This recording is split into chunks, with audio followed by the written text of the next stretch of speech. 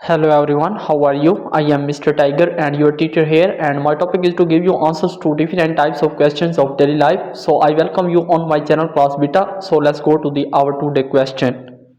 Solve the ideal gas law for moles, and correct answer is sure. Here is the answer. To solve the ideal gas law for moles, then we rearrange the formula as follows: N equal frac PV RT, where N equal number of moles, P equal pressure, V equal volume, R equal ideal gas constant, T equal temperature. Correct answer is this equation demonstrates that the number of moles of a gas can be calculated by dividing the product of pressure and volume by the product of the ideal gas constant and temperature. This allows for the determination of the amount of gas present in a system based on its pressure, volume, temperature and constant value.